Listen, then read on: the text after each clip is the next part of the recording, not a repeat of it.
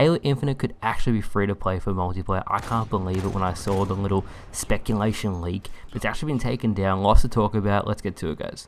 This is huge news for the game. It could mean Battle Royale actually could happen in some form, even if it's made by the community. We don't know yet. But Unisec actually answered that for the campaign at least, we are going to have open world.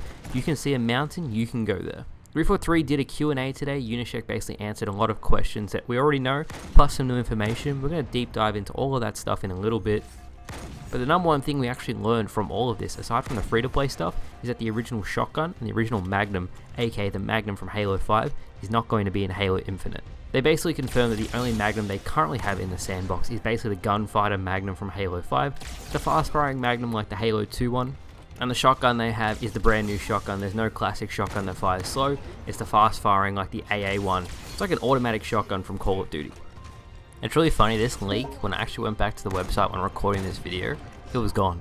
They removed it. It's completely disappeared. Luckily I managed to snake a photo, so I'm going to check that on screen now of what it actually said, but it's completely gone. I don't know what that means. Maybe it means it confirms it, maybe it means it disproves it, what it could possibly mean.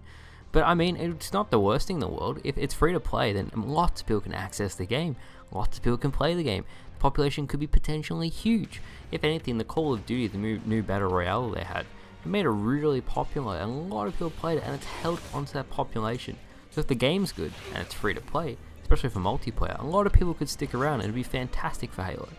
Thing is, if they make it free to play, then it's probably going to have microtransactions in some form, especially cosmetic.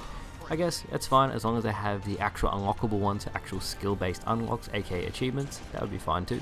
I've always had the opinion that DLC should be free anyway, especially for maps like Halo 5's was. I don't really care about the microtransactions too much. I know some of you guys really hate microtransactions, but as I've always said, Halo Reaches and Halo 4's DLC was dead on arrival. No one was playing it. You'd buy it. I bought it, and there was no one playing it. It was absolute dead content straight away. So with Halo 5's, everyone having access to it actually helped so much. The next big thing that was in the Q&A that Unisec did for the next community update was about the beta. Now they've always said they're going to do a Halo Infinite beta, something where we can flight test, something we can really get a tangible, I guess, idea of what the sandbox is going to be. But they said because of the coronavirus, this might not happen now. They might not actually do a flight test or a beta test. They plan to do some sort of public test.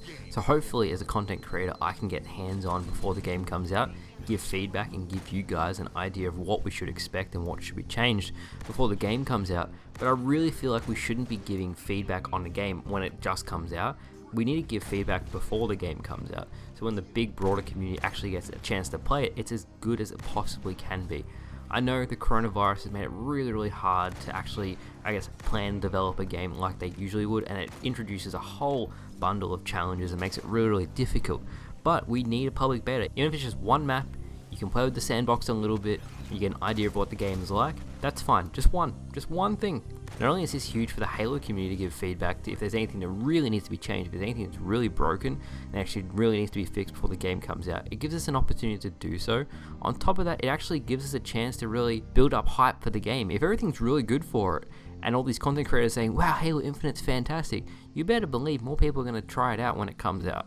The thing is with game development, if something isn't high on a priority list and is getting to crunch time, they really have to start cutting things that they would love to do, but they just don't have enough time to do. And I guess that's potentially why they won't be doing a beta or a flight test, or a really big one for that matter, because there really isn't time to do it, and they're really hitting crunch time with Halo Infinite. Again, as I said, Microsoft has a deadline for them. They have to have the game out by a certain date.